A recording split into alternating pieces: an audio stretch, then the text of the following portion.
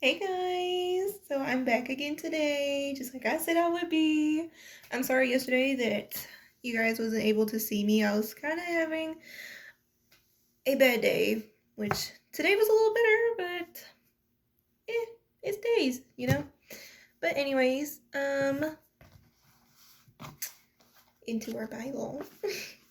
So I read Exodus chapter 6. I read it this morning and I read it during the day and I read it again. I read the Bible like a lot, honestly. Like I have an app on my phone and I have a physical Bible, and I'm wanting to get a study Bible. So if you guys know any good study Bibles, leave some links. Okay. But in Exodus chapter 6, God was explaining to Moses. Sorry, I wrote notes down. That's what I'm looking at. God was explaining to Moses that he had made a covenant with Abraham, Isaac, and Jacob. And God is a promise keeper because Moses came up to him and he was like, God, they don't really want me to interfere because I did, and you know what? They're just not digging it, dude.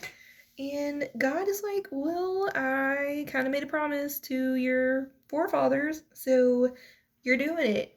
And God is not going to call you to do something and fail, even if it looks like you're going to fail. Like, if no one's like following you, if no one's supporting you in what you're doing, like it's still something that God's calling you to do, so you should do it because that's your purpose in life. Is like I don't want to get really personal, but my purpose in life I feel like is to help people and be with people. Like I really feel like God's calling me to that because I used to work in a facility with kids who were not the best, and they were some were unstable, some were not, some were. And honestly, I love that job. I love that job so much. And it's just because I was helping them and I was taking care of them. Like, I feel like that was my purpose.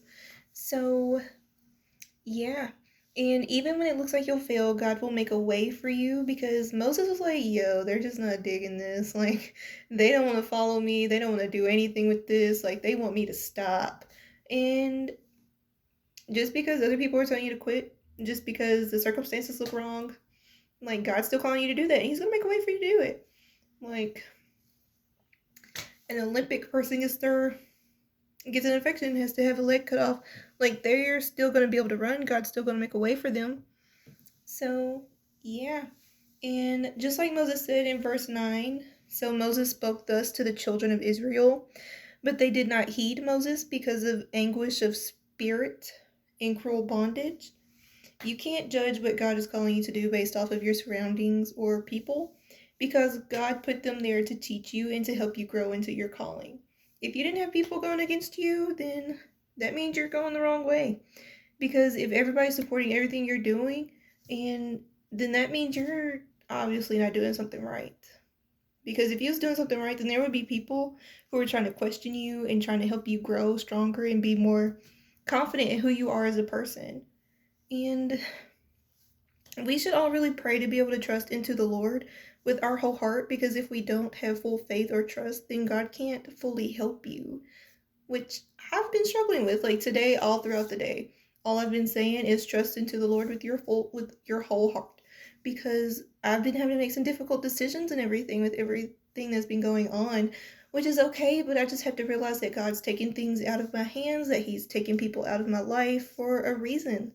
And I might not know the reason now, but later on, when I find out the reason, I'll look back and I'll be like, dang, why was I fighting so hard to keep this person or these things in my life? And I'll be a lot happier in the end than I am with that person.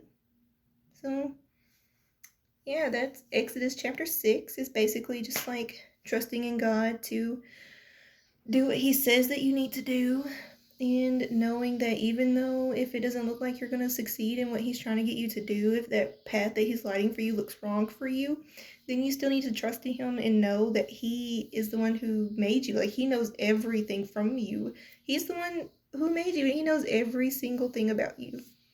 He knows you better than you know yourself. So yeah, just gotta trust in Him, man. So, good day, man.